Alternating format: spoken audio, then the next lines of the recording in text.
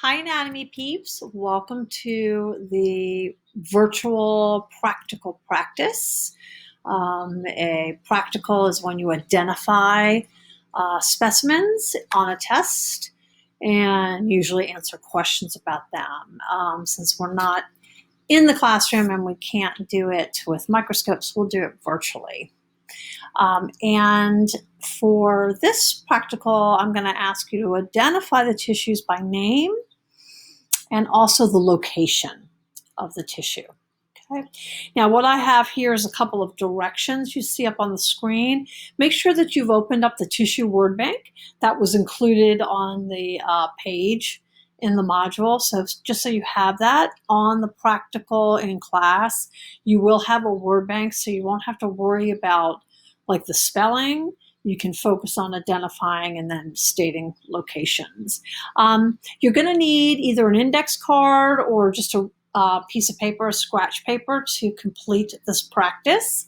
And once you get your index card and your piece of paper, go ahead and number 1 through 14. At any time during this video, you can pause, stop it, and catch up. Okay, so if you need to pause right now and get your scratch paper ready, go for it. Okay. And then while I go through each of the slides on the slide deck, also pause. I'm going to actually go through it relatively fast and assume that for each slide you're pausing and looking at it and deciding what it is. Okay.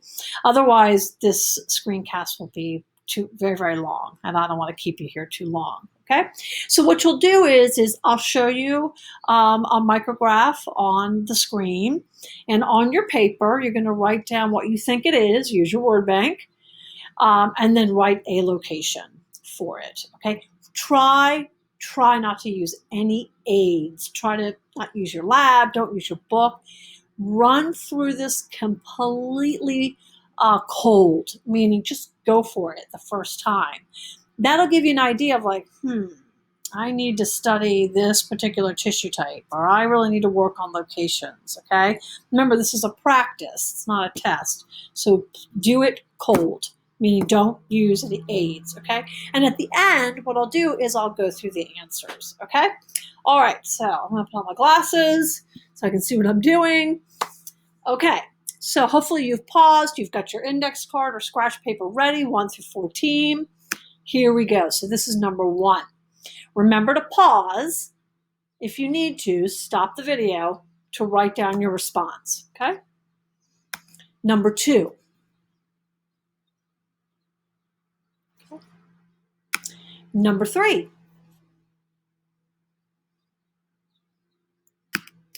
And number 4. And if you can see the mouse here, I'm going to focus on the center part of the micrograph just to give you an idea. So I'm putting the mouse right where I'd like you to focus. Okay. Number 5.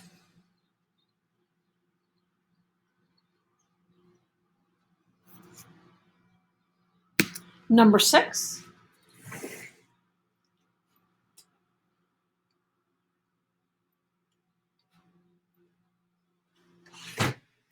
So from the mouse pointer up to this top where it's blank. Okay. Number 7.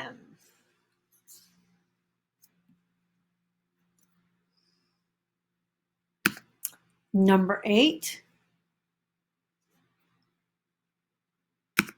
Number 9. So I'm tracing it with hopefully you can see the arrow and the mouse here. So the edges, around the edges. And there's a couple of little markers here where it says 1, 2, 3. Focus on maybe that area as well. Okay. Number 10.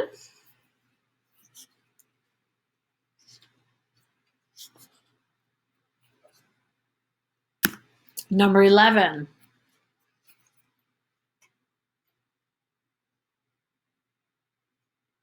Number 12. Number 13.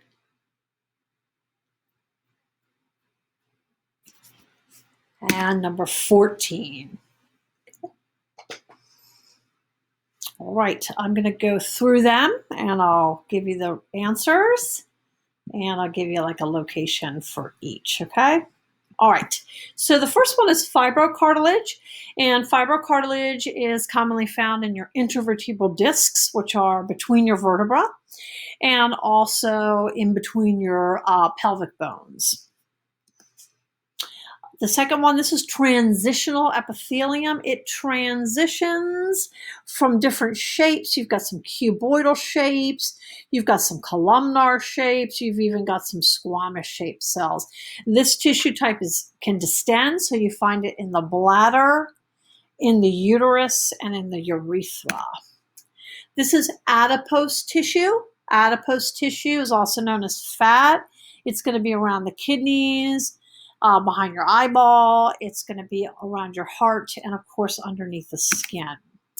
Number 4, simple cuboidal epithelium. So it's one layer, beautiful cube-like cells, and you find these simple cuboidal epithelium in the kidney and mostly in the ducts of glands. Okay, so you find simple cuboidal epithelium in glands.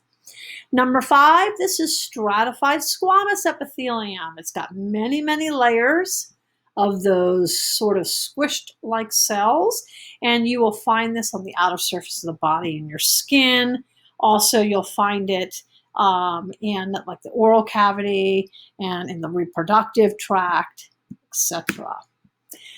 Number 6, pseudostratified ciliated columnar epithelium. Hopefully the cilia was a dead giveaway. All these little nuclei are just in different locations, but it's still one layer, hence pseudo. And this is located in the respiratory tract. Number 7, reticular tissue. Reticular tissue can be found in the liver, the spleen, and in lymph nodes.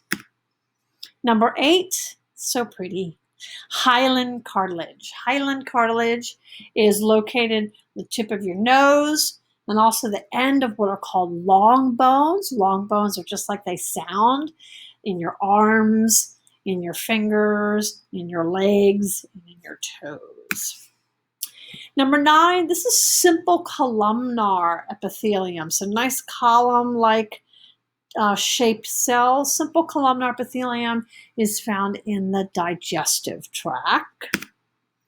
Number 10, this is elastic cartilage. Notice that the lacunae with chondrocytes are smushed together, which is different from hyaline cartilage. Elastic cartilage makes up the pinna, which is the external part of your ear. And number 11 is bone. Looks like a tree trunk, and bone, of course, is found in the skeleton, or you might say bones and bones. Number 12, this is areolar connective tissue. I often call it loose connective tissue as well. Classic elastic fibers all over the place, these little squiggly things that are thin, and then these thicker ones are collagenous, really an equal amount of both elastic and collagenous fibers. You're going to find this under the skin. We're going to learn in the muscle unit that this makes up what's called fascia. So we'll get to fascia a little bit later.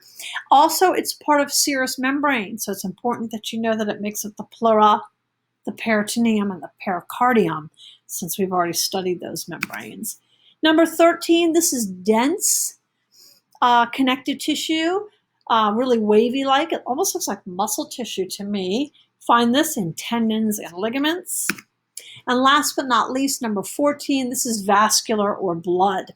So these little donut-looking type of cells, those are red blood cells without a nuclei. And then the ones with the dark in the center, those are white blood cells. So I hope that's helpful. And I will see you guys in class if I can figure out how to turn off the screencast. So here we go. Bye.